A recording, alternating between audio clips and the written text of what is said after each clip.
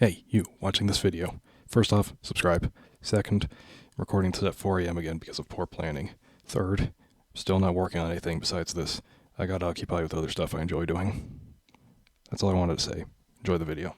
While everyone else is talking about Calamity's Fables, I decided to instead talk about the other mod that was released recently, Spirit Reforged. Is it a new update for the Spirit mod? Nope, it's a reimagining of the mod with new content. Before we get into the content itself, I should start by mentioning that this is an early version. There are no bosses, and there isn't much content right now. All that out of the way, let's go. For starters, you're probably wondering why Team Spirit is restarting from scratch instead of continuing the mod. Good question.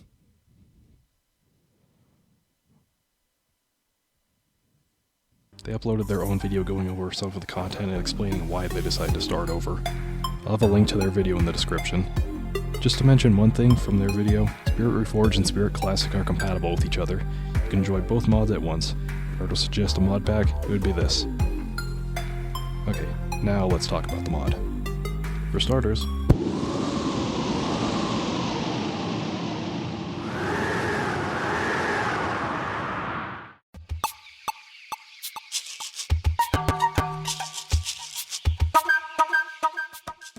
let's talk about the savanna, a mini biome that spawns between the desert and the jungle.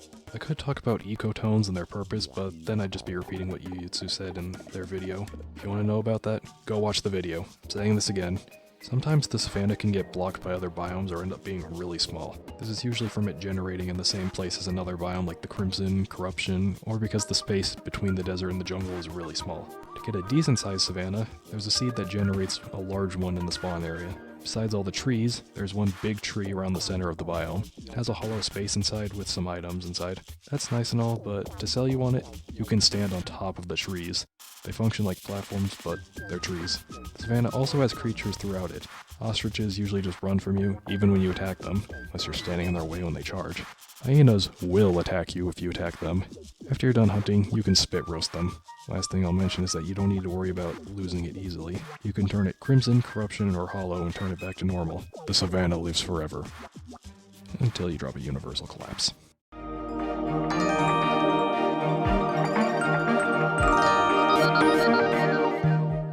Another mini biome added is the star grass. You can spread it by throwing star powder onto forest grass, vines, and trees.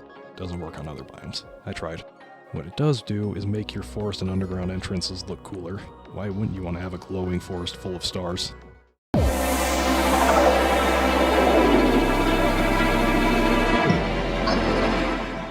Besides new biomes, Spirit Reforged also adds expansions of pre-existing biomes. For now it's just the ocean. They took the Seafarer update from Spirit Classic and gave it a makeover. We could just talk up here, but you're not going to be satisfied by words. Let's go underwater. As I noticed, there's fields of kelp as well as underwater hydrothermal vents. Every now and then, the vents begin erupting, allowing you to collect minerals from deep below. There's probably also a bunch of other sea creatures that aren't really dynamite surviving this thing. Okay, I'm done with the bit. The mineral slag collected can be used for crafting. You could also just throw it in the extractinator if you don't want it. You can also swim past schools of fish while you plunder their means of survival. If you're wondering how you swim like this, it's with an accessory called the Merfolk's Treasure. I'll mention how you get it in the next section. For those of you who are complaining that I'm drawing things out, grow up. Not all of us can ride around on manta rays. Some of us get stranded at sea for months.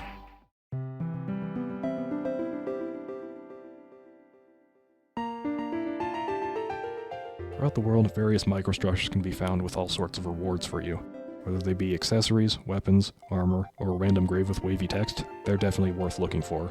Given that the Merfolk's Treasure is one of these discoveries, it's found underwater in the ocean and glows. The sunflower hat is found on a scarecrow on the surface, the ethereal butterfly staff is found in an underground cave similar to the enchanted sword shrines, and the pearl string and blunderbuss are both found on the beach, sometimes right next to each other.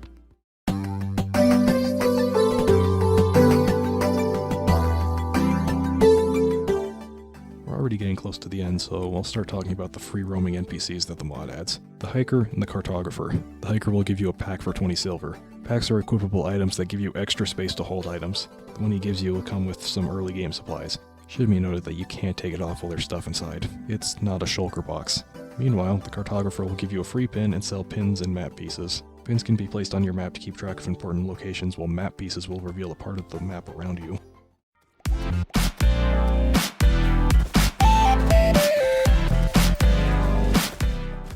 on the last section, so we'll talk about tools and weapons, namely the railgun. No, it's not like a crazy powerful ranged weapon. It shoots out a rail that can be run across or just stood on. Enemies can't stand on them, so it's a great escape tool. Just be careful with your momentum when around cliffs or lava. As for weapons, I'll show off all of the weapons included in Spirit Reforged and one accessory since it's kind of a summon.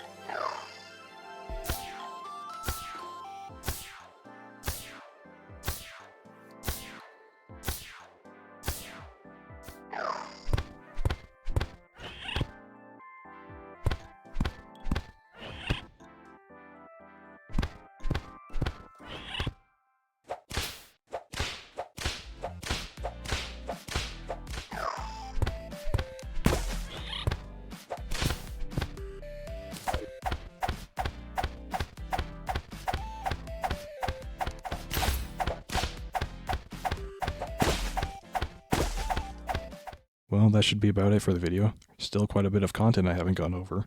That can be for you to find during your experience. For now, that should be it. Let me check one more time. Yeah. More fish. Scarabaeus in a desert expansion. Snow biome expansions. Noted. Keeping tabs on that.